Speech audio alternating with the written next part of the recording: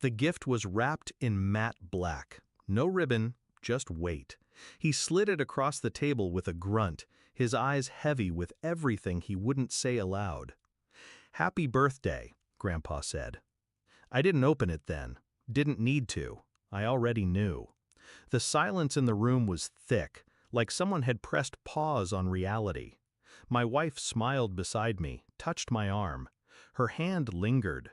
Too gentle, too practiced. She knew too, but not what I knew. Not what I'd seen on her phone screen 2 nights ago when she left it unlocked in the bathroom. Not the thread of messages between her and her brother. Not the one that read, "He'll get the company, but not for long.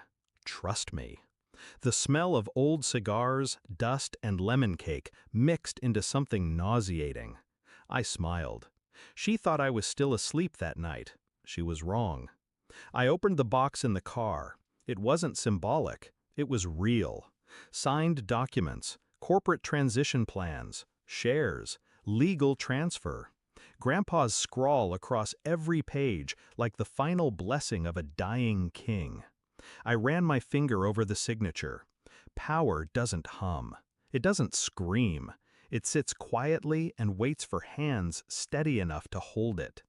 I had the company, and no one cheered harder than my wife. She called her brother that night. I heard her whisper through the bathroom door. The same door she used to close when she cried about never being good enough, about never being noticed.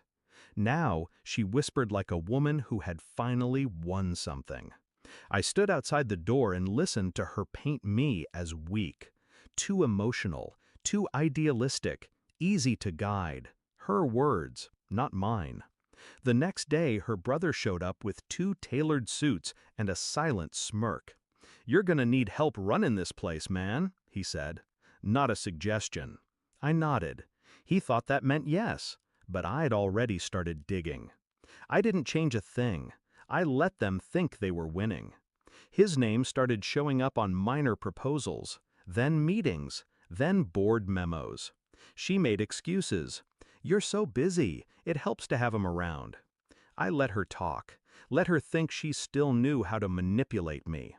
I hired a new assistant, quiet, surgical, loyal only to me. He tracked every meeting they held without me, every email they forwarded to each other, every name they added to the future restructure documents. They were trying to force a vote, slowly, strategically, sloppily. I stayed silent, but silence is never passive. It's a scalpel. One night she left her laptop open, a slideshow of future roles, her name as CFO, her brother as interim CEO, my name gone, just 3 dots where the founder's grandson used to be. I watched the screen flicker while she slept beside me. Her breathing was soft, like nothing could touch her. The vote was scheduled for a Friday. They thought I didn't know. She kissed me that morning, made coffee, even complimented my tie. Scripted affection, rehearsed betrayal. I let the day move, let them sweat in the boardroom while I arrived 15 minutes late, documents in hand. I didn't speak. I placed the papers on the table and slid them toward her brother. His name, highlighted, appeared on every unauthorized correspondence. His edits to the bylaws, her signature on confidential access requests, all time-stamped, all illegal. Her eyes twitched before her mouth did. I don't understand." I said nothing, just watched her brother scan the papers. Then pale. A quiet board member cleared his throat. Another scribbled something down. She reached for my hand. I pulled it back. I stood. "There won't be a vote," I said. Not loud, not aggressive, just final. I slid a second envelope to the legal advisor.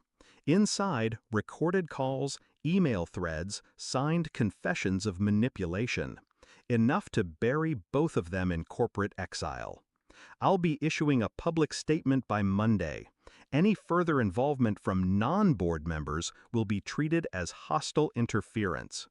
Her brother opened his mouth. I looked at him once. Sharp, precise. He closed it.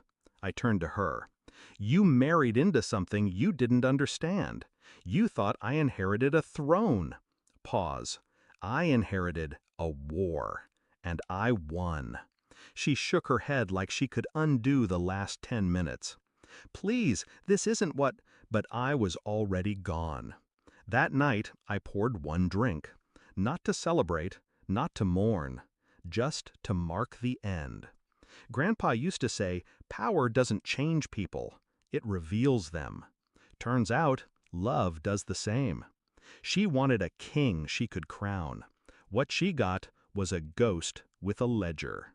She moved out 3 days later, left her wedding ring on the counter, a little gold circle full of lies. I didn't touch it, didn't need to. I already had what mattered. And she'd spend the rest of her life explaining how she almost had it all. Almost. The throne wasn't given to me. It was bait. And she took it.